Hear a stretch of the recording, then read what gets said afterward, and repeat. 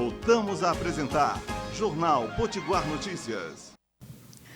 Olá, estamos de volta, segundo bloco da primeira edição de Jornalismo Potiguar Notícias. Estamos agora ao vivo, em continuidade ao bloco das entrevistas, com posso chamar de querido, né? O querido estudante Pedro Corque, ele que está aqui conosco, e que representa, na verdade, a coordenação geral do Centro Acadêmico Paulo Freire, do curso de Pedagogia da UFRN, sendo tesoureiro da União Estadual dos Estudantes do RN. Pedro, seja muito bem-vindo, saúde os nossos ouvintes, espectadores, web internautas e se apresente. Rapaz, é muita gente, né? É muita gente. Bom dia a todos e todas, bom dia, Andresa, bom dia à equipe aqui da assessoria técnica que possibilita esse nosso encontro e bom dia especialmente a todos os telespectadores, ouvintes do programa. Quero deixar primeiro minha solidariedade, né, a todas as famílias dos mais de 400 mil brasileiros que foram vitimados pela Covid-19 e também pela ausência do governo federal. Exatamente.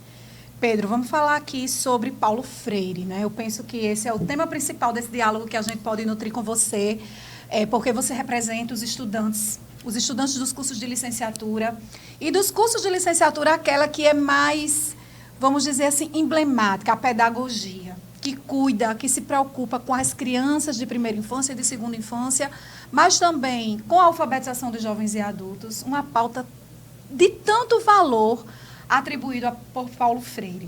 E aí, nossa equipe de produção tomou conhecimento de sua participação como um dos palestrantes principais de um evento que vai acontecer aqui, organizado por uma faculdade privada no Rio Grande do Norte, a Faculdade FAMEM. Se trata do evento intitulado Terceiro ENAFEM, cujo o tema é Vozes dos Estudantes sobre Paulo Freire.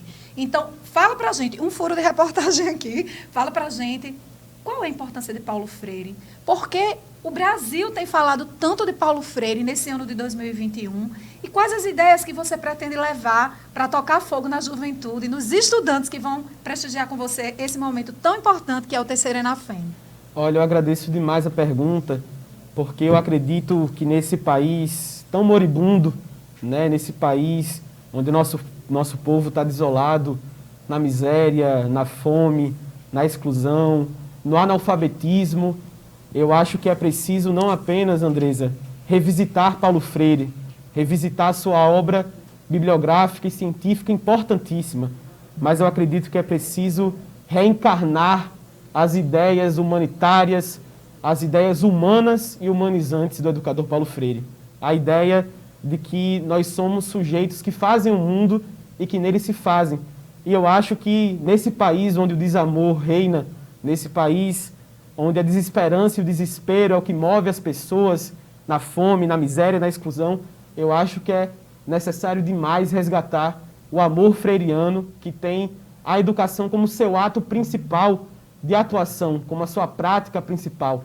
Então, resgatar Paulo Freire, reencarnar as ideias de Paulo Freire nesse momento, é defender a educação pública, é defender a pesquisa, a extensão, o ensino das universidades brasileiras que estão sendo atacadas com cortes bilionários, que estão sendo atacadas com ausência de perspectiva, que estão sendo atacadas com a ausência de gestão. Então, eu acho que, nesse momento, é muito importante relembrar, e não somente por ser o centenário desse grande educador que completa 100 anos no dia 19 de setembro, mas porque as suas ideias são não somente atuais, mas precisas para esse momento que nós estamos vivendo. Tão lindo escutar assim um estudante tão politizado, tão consciente criticamente falando. Então, vamos aproveitar que é um estudante que está aqui nesse momento de coerência, né, que está acontecendo no jornalismo de educação, primeira edição ao vivo do Potiguar Notícias, e vamos saber, em sua avaliação, Pedro, a Faculdade FAMEM acerta quando ela procura levar os estudantes para falarem sobre Paulo Freire. Pelo que eu estive observando a programação do evento, do primeiro momento da noite, que vai iniciar às 19 horas, ao último momento, que finaliza às 22, todos esses momentos da programação serão conduzidos por estudante, tendo você como palestrante principal, que vai ali por volta do meio da noite, não é? E aí eu pergunto, Paulo Freire dizia isso mesmo, que era importante escutar os estudantes. Por que é importante ouvir os estudantes? Olha, eu acredito que essa experiência importantíssima que a FAMEM vai proporcionar né, uma experiência que, inclusive, transcende as quatro paredes da universidade, né, porque se coloca de uma forma aberta a toda a população potiguar, natalense e brasileira. Aberto, né, e gratuito, né? Para se inscrever, vai lá www.faculdadefamem.edu.br. As inscrições já estão lá em um dos muros da faculdade, é gratuito e vai ser completamente online. Cabe todo mundo dentro dessa programação transformadora. Com certeza, não, fique tranquila, é muito importante divulgar. E aí eu ia dizer justamente isso, se inscrevam, participem, né, desse exercício democrático, porque o que é democracia, Andresa, se não diálogo, né? O que é democracia se não colocar opiniões contrárias num debate respeitoso, né? Opiniões divergentes, não necessariamente contrárias, e buscar daí uma síntese, buscar uma ideia central. E eu acho que é muito freiriano esse exemplo, essa oportunidade proporcionada pela FAMEM, porque é justamente colocar-nos, estudantes e professores, em pé de igualdade, num diálogo, como diria Paulo Freire, né, citá-lo aqui, num diálogo autêntico, uma conversa, mesmo que seja cada um na sua casa, mas uma conversa olho no olho.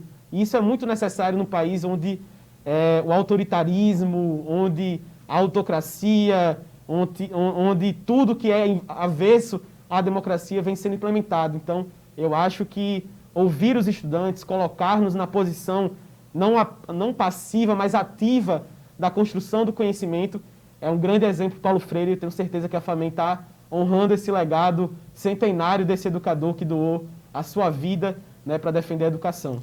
É verdade. Pedro, tem um dado interessante. Na pesquisa que fizemos sobre o evento, né, até chegar em você, e aqui a gente agradece muito o seu sim para integrar essa programação ao vivo. Saindo daqui, a gente vai fazer uma outra gravação, dessa vez para o Conexão Potiguar, lá da Band, não é? Programa conduzido tão bem pelo âncora de jornalismo do nosso Complexo de Comunicação, nosso querido jornalista Pinto Júnior. E fazendo a observação dos encontros que a Faculdade FAMEM está promovendo, a gente percebeu que esse é o terceiro, e que já existiram outros 2 que iniciaram desde abril e que também foram sobre Paulo Freire, porque o objetivo é culminar com o dia 21 de setembro, o dia oficial do aniversário dele, verdade, com a quinta live, né? Que será o aniversário de 100 anos de memória. Uhum. E aí, ao observar essa travessia desses eventos, o que é que a gente pôde perceber? Que uma das palestras, que inclusive foi conduzida por Dr. Evandro Borges, que também é jornalista, advogado e jornalista nessa casa de comunicação social. E doutor Evandro, ele apresentou um dado muito legal na última live. Ele ficou no seu momento, palestrando principal do ENAFEM 2. E ele dizia para a gente que a relação de Paulo Freire ela era muito próxima com o Rio Grande do Norte, porque o pai de Paulo Freire era natalense. É tão bom saber que Paulo Freire era 50% potiguar, não é? Com certeza. E além da experiência que ele teve aqui, né, de Angicos, que isso. Ali decretou a potiguarização de Paulo Freire em 63. E levou a RN para o mundo, né? Então, justamente. É como se ele tivesse também amado tanto esse estado que ele escolheu esse lugar para projetar a sua experiência autoral. E aí vamos conversar um pouquinho sobre a experiência autoral de Freire, né? Considerando que ele, inclusive, é 50% nosso conterrâneo. Então, a gente traz aqui do legado de Freire, que escreveu muitas obras. Quais 2 obras aqui você poderia fazer um destaque, né? Pode mencionar pelo nome ou então por uma ideia geral, fique à vontade, a gente não está cobrando aqui questões fechadas. Mas, assim, aquele referencial teórico que você já conhece de Freire, que você sugere para todas as pessoas que estão nos ouvindo, que seja um livro para se ler, para se visitar. Olha, primeiro dizer, né, especialmente aos nossos ouvintes, telespectadores, que a leitura freiriana exige da gente não apenas um rigor científico, mas uma imersão poética, né? Os livros de Freire fluem de acordo, inclusive, com o seu fluxo intenso de pensamento, né? Então, são livros recheados de poesia, recheados de interpretação de mundo, recheados da presença, né, física, da presença espiritual de Paulo Freire, né, que era um homem, inclusive, muito espiritualista. Então, essa leitura exige, primeiro, essa visão, né? Paulo Freire não vai chegar numa das obras dele e dizer o que deve ser feito na educação, dizer o que deve ser feito, né, com o seu dito método Paulo Freire. Inclusive, é preciso, Andresa, e acho que o evento da família é muito importante, desmistificar o que é esse método Paulo Freire como se fosse uma coisa alheia, separada do que pode ser feito na educação normal. Mas, para responder, né, para dar uma indicação de uma obra, eu vou dizer aqui duas obras, né? Uma primeira foi o primeiro escrito dele, né? Que se chama Educação e Atualidade Brasileira, que foi a tese para a cadeira, salvo engano, de doutorado na Universidade de Belas Artes, lá do Recife, né? Da Faculdade do Recife, que hoje é o FPE, que é uma tese onde ele reflete sobre as experiências dele no SESI, democráticas, e, é claro, também indicar o grande livro Pedagogia do Oprimido, que é um marco histórico da pedagogia mundial e da luta pela humanização através da educação. E maravilha. Então, aí, ó, 2 manuscritos que precisam entrar no nosso repertório de leitura e de estudos. Parabenizar aqui a profundidade desse estudante de pedagogia, que realmente cumpre com muita coerência a sua gestão frente ao movimento estudantil organizado. Alguém que escolhe esses 2 manuscritos como referência de leitura é porque realmente está cuidando da qualidade de suas ideias. Eu lhe parabenizo publicamente aqui por isso, Pedro. Obrigado, minha querida. Já sinto o gosto, o sabor de como vai ser esse momento da FAMEM lá no momento de sua conferência principal. Vamos dizer quando é, né? Não pode perder, né? Não pode perder. No dia 23 de junho, às 19 horas, todo mundo começa a entrar. Canal do YouTube da Faculdade FAMEM, vai lá. Se inscreve e aperta no sininho, porque quando chegar a hora da atividade, você já é comunicado, você já é informado. Eu já estou seguindo, você também. E vamos aí propagar essa ideia do bem, que é seguir o canal oficial do YouTube Faculdade FAMEM, todo mundo lá nesse canal, para a gente se apropriar desse momento tão rico e dos outros Enafens até o dia do aniversário, porque vai ter bolo, balão, música, sanfona, Caio vai tocar também, claro. Aí sim.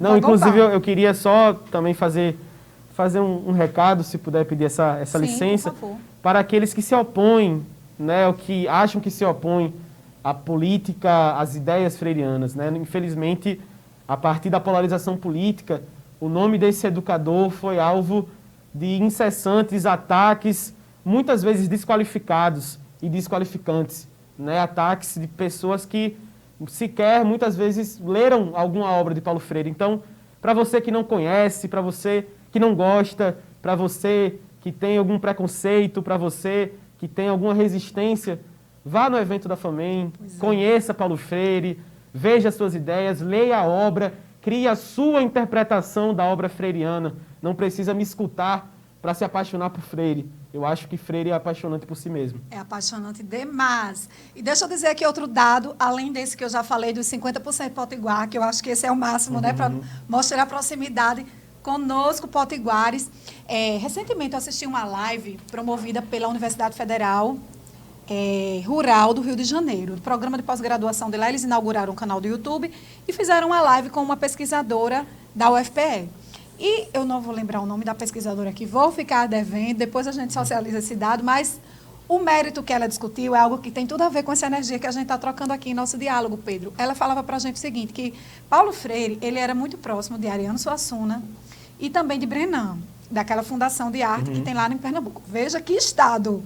Pernambuco, minha gente, o que é isso, minha gente? Um estado que tem Paulo Freire, que tem Brenan, né, e que tem Suassuna, e ainda Clarice Lispector, que também faz centenário esse ano e que escolheu Pernambuco para morar, não é? É algo assim que mostra a potência dessa terra e desse povo. Fica aqui nosso coraçãozinho e a nossa admiração por esse povo lindo. Espero ver vocês no Carnaval de Olinda algum dia, pelo amor de Deus. Isso, muito frevo. Ontem eu postava uma mensagem para o meu aniversário hoje, né? Eu falava dos repertórios musicais que na nossa travessia dos 40 não pode faltar. E eu pedia frevo, viu? Importante. Muito em nome dessa memória. E, Pedro, ao falar sobre essa relação, né, esse grupo, essa panelinha do Bolinha, a pesquisadora dizia assim, que eles eram amigos porque a arte, você falou há pouco da necessidade de entender Paulo Freire pelo crivo da poesia, né, que é um exercício, acima de tudo, de uma leitura com a linguagem poética e sai ganhando na interpretação quem é nordestino, porque as poesias, as elaborações, né, as semânticas que ele constrói, as construções semânticas, quem é nordestino compreende bem, mas eu fico pensando, por exemplo, quem é russo, que for ler uma tradução, como será que vai ser essa interpretação, não é? Bom, brincadeiras à parte, e aí vamos voltar. Então, a pesquisadora dizia que quando Paulo Freire veio para Angicos e quando ele realizou a experiência dele, né, de alfabetização mundo afora, ele fazia questão de trabalhar com obra de arte, mas obras de arte intensas, né?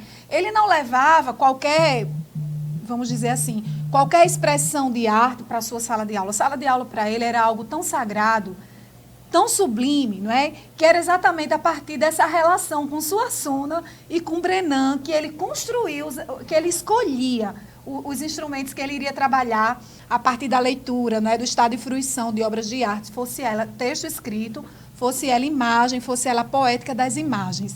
E o que era que acontecia? Então, eles escolhiam as obras e, na sequência, tinha alguém que fazia a reconstrução dessa obra, porque, claro, que Freire não podia sair com os quadros da Fundação Brenan para vir para Angicos, né? Então, tinha uma história de uma produção de uma réplica.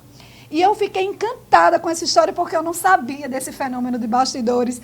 E aí, enquanto eu ouvia essa orientação da pesquisadora, eu ficava assim, pensando, meu Deus, como era essa reunião?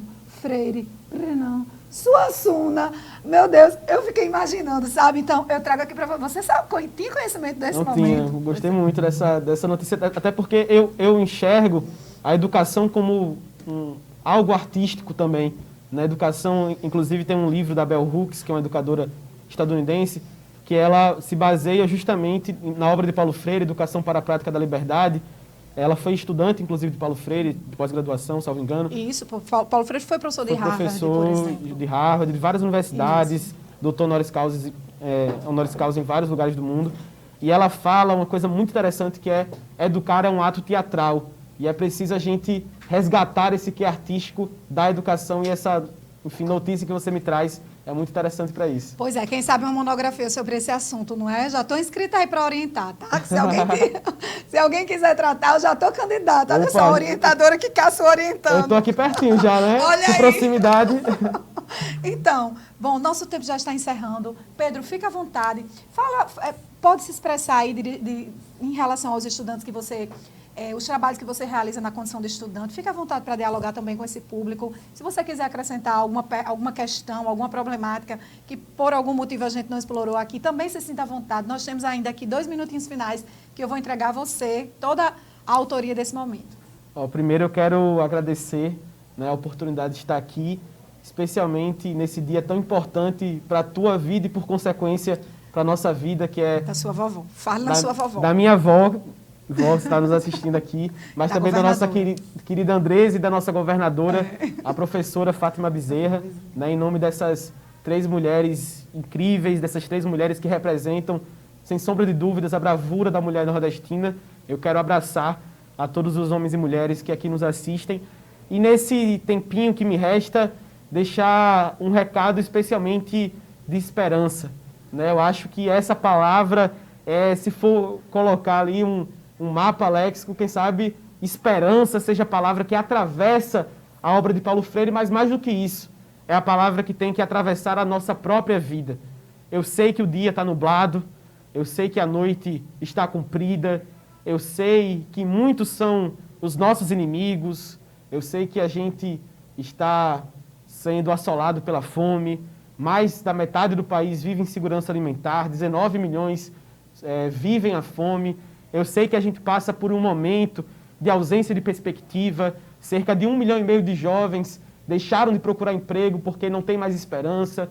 Eu sei que a gente passa por um momento de ataque ao funcionalismo público, de ataque à nossa vida, mas o recado que eu tenho a dizer para vocês é: esperancem, tenham esperança, façam da esperança não espera, mas ação, para que a gente transforme, para que a gente mude essa realidade tão difícil e tão cruel que a gente está enfrentando.